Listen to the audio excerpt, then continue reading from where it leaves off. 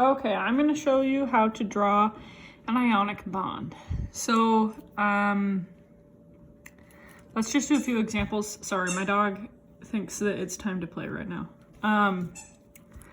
So we have sodium and chlorine, for example. We have to figure out what is going to happen with this ionic bond. Remember, the ionic bonds are when we transfer electrons. So when someone gives a bond, an electron to someone else, that's going to be the metal gives the electron to the non-metal. My baby also wants to play too.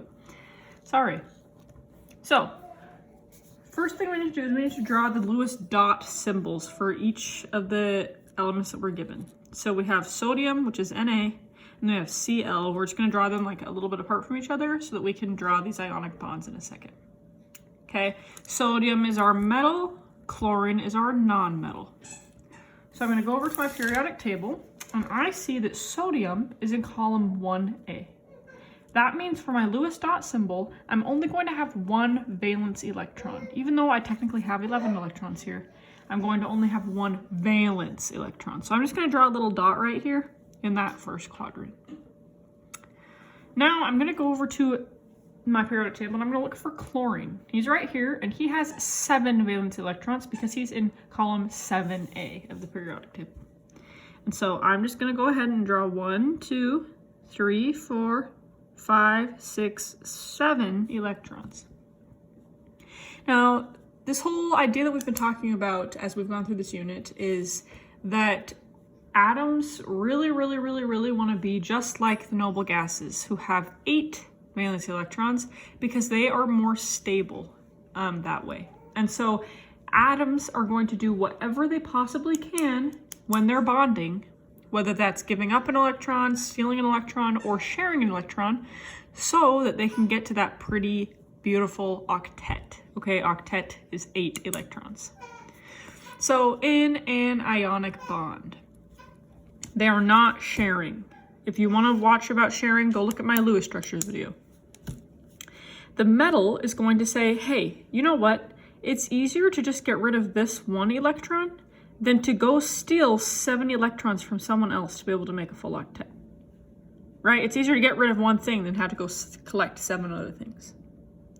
Now this non-metal over here, chlorine says, well, it's way easier for me to go steal 1 electron from someone else to be able to make my octet than it is to just go dump 7 electrons on other people. Okay? And so that's why metals, it's easier, they have less valence electrons, so they're like, hey, I'll just get rid of mine because it's easier. And these electronegative nonmetals are like, bro, I want some more electrons. It's so much easier to just take 1 or 2 electrons than to have to get rid of all of my electrons to be able to get to the most recent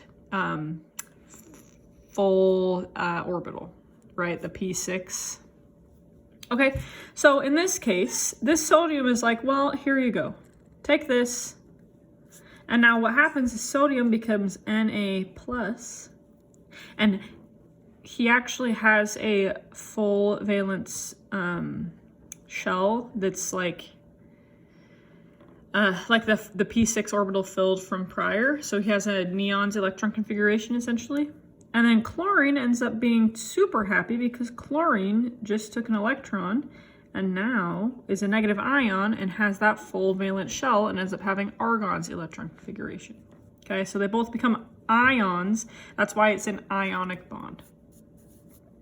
Okay, let's try another one. This one's a little bit more tricky. So we have aluminum and oxygen. We know that aluminum's a metal. We know that oxygen's a non-metal. Okay, so we're going to draw our Lewis dot symbols. So aluminum has 1, 2, 3 valence electrons because it's in column 3A. And oxygen, we'll draw right here, oxygen has 6 valence electrons because he's in column 6A. Again, our metal says, whoa, this is way easier to just get rid of these electrons than to gain more electrons to be able to get to a full octet. So what ends up happening is aluminum says, here you go, buddy. Here you go, buddy. Okay, but now aluminum still has 1 left over. And so aluminum's not happy and this oxygen's happy, but it's not okay that the aluminum just gave stuff up and still isn't happy. So what we're gonna have to do is we're gonna have to add another oxygen because this aluminum is like, I have to get rid of this. Okay, and so aluminum's like, here you go, bro. But then this oxygen's like, excuse me, now I only have 7 electrons and I really want 8 electrons.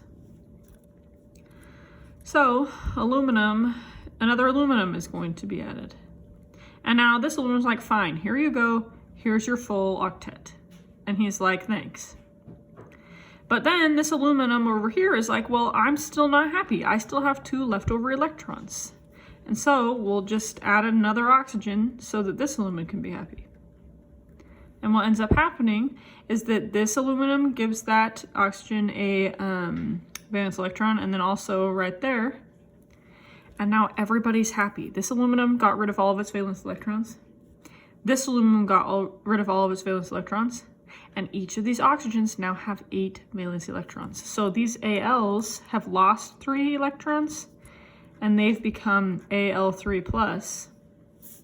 And these oxygens have become O2- and have those beautiful full outer shells. So it looks like